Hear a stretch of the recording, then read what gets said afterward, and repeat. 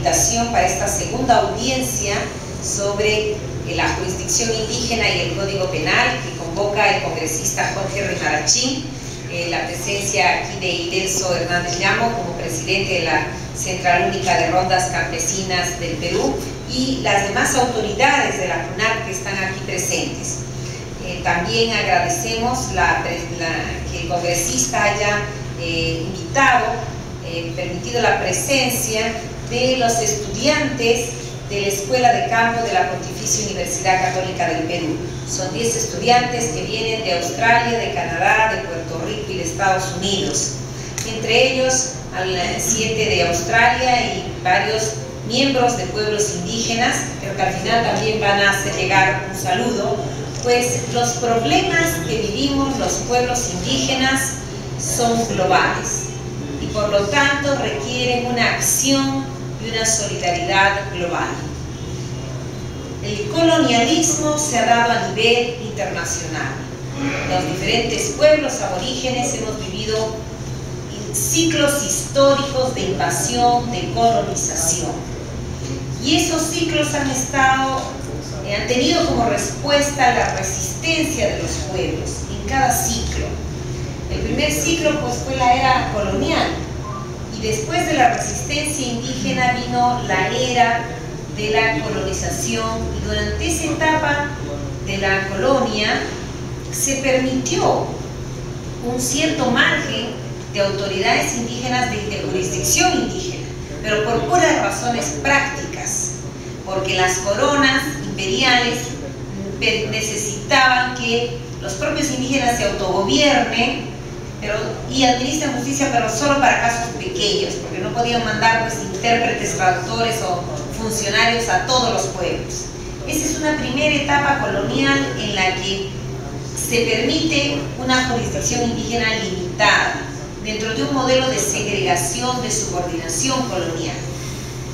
De ahí viene la república, que es la segunda invasión, pero ya de carácter interno. Los criollos se apropian otra vez de las tierras comunales y esclavizan a los indígenas en la Amazonía y crean la servidumbre indígena en el campo. En ese momento se desaparece toda la jurisdicción indígena creada en la era, reconocida en la era colonial de manera limitada.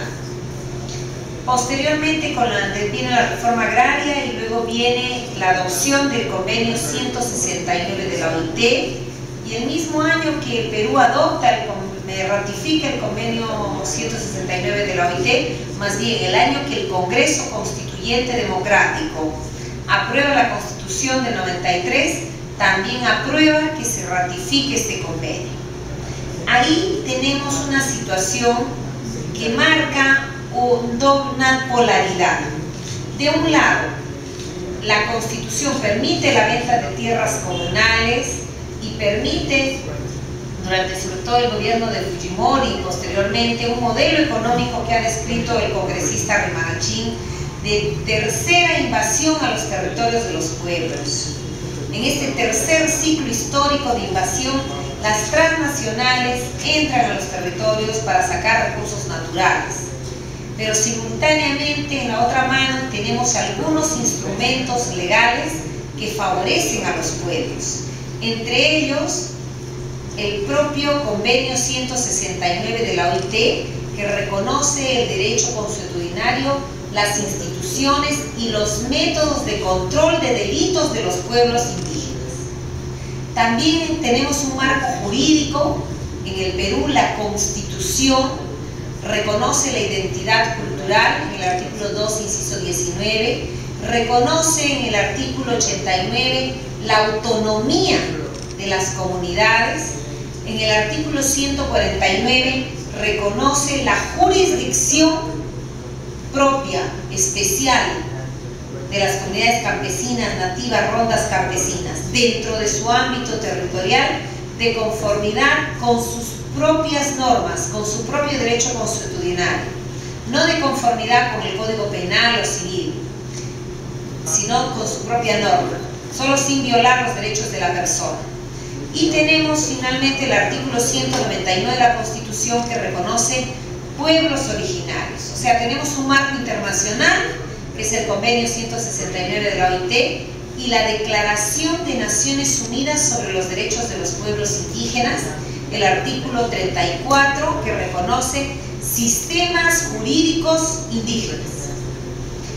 Luego tenemos el marco constitucional, tenemos la Ley de Rondas Campesinas, que en su artículo primero dice que se le debe aplicar todos los derechos de pueblos indígenas.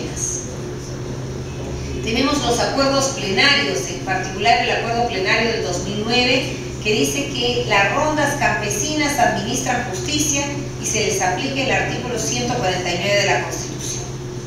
Frente a eso, ¿qué ha ocurrido?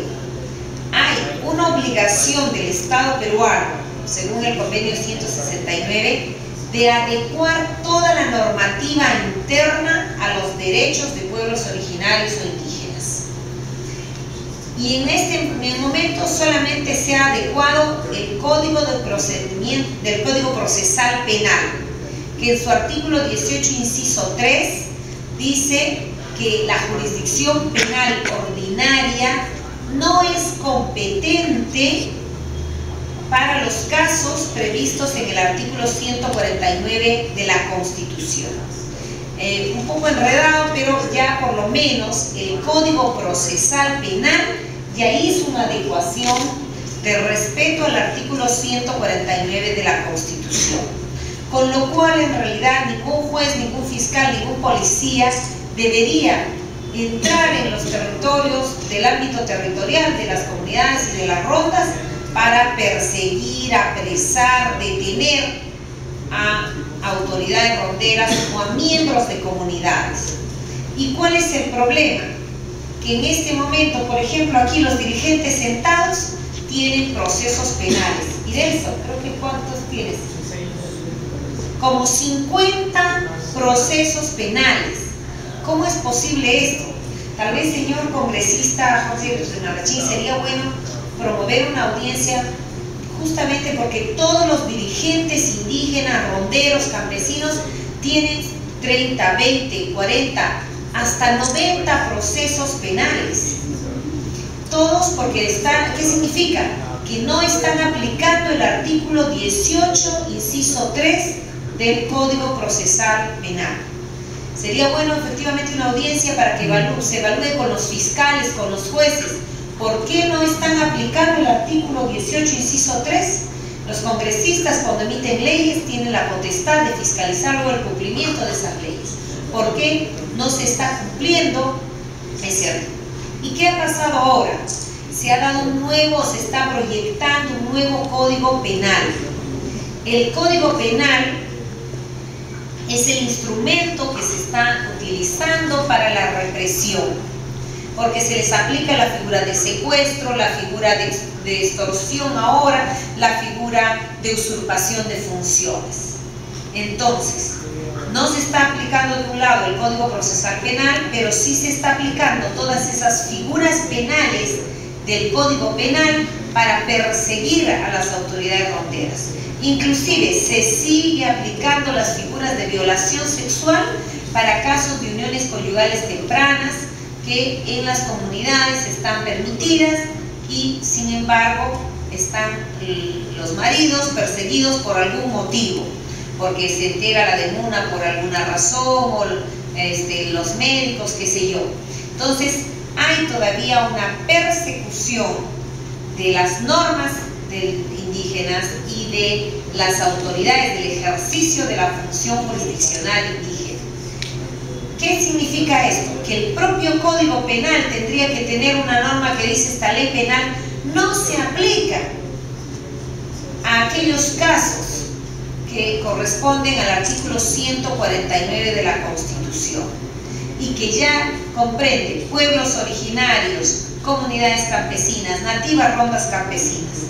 Como ha explicado el presidente de la CUNAC, Idelso Hernández Llamo, ¿qué ha hecho la Comisión de Justicia? En primer lugar, tenían una propuesta de artículo 16, inciso 1, donde solamente excluían la aplicación de las normas penales a comunidades, decía, hay comunidades indígenas, mencionando comunidades campesinas y nativas. La terminología específica de comunidades comunidades indígenas pertenece a la Constitución de 1920-1933. Tendrían que utilizar la terminología de la Constitución de 1993, que es pueblos originarios. Y en segundo lugar, tendrían que incluir todas las figuras actualmente existentes, comunidades campesinas, nativas, rondas campesinas y cualquier otro indígena que no cabe dentro de estas figuras, pero que son indígenas o miembros de pueblos originarios. Entonces, este es el cambio que tendría que hacerse en el código, en el proyecto de código, y lamentablemente, en vez de hacer esta incorporación de la figura de pueblos originarios, que es la figura constitucional, y de rondas campesinas, que ya están reconocidos por la Constitución y la ley, lo que han dicho es ya para nadie.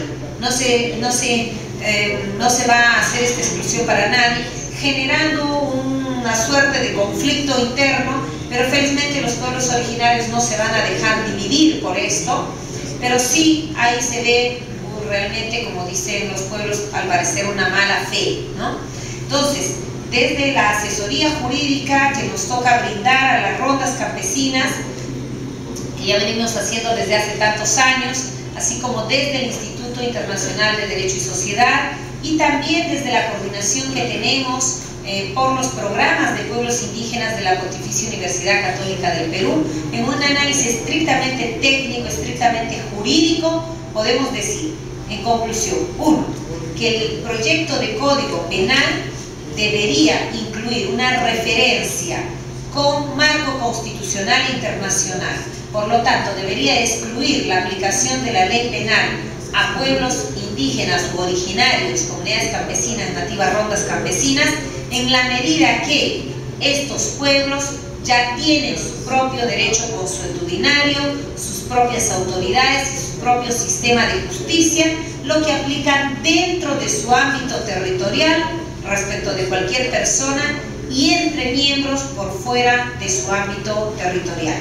Creo que si queremos construir un Estado democrático, plural, debería de empezar a respetarse y aplicarse todas las normas ya reconocidas. Si no, seguiremos con modelos neocoloniales o coloniales, que son los que tenemos que eliminar.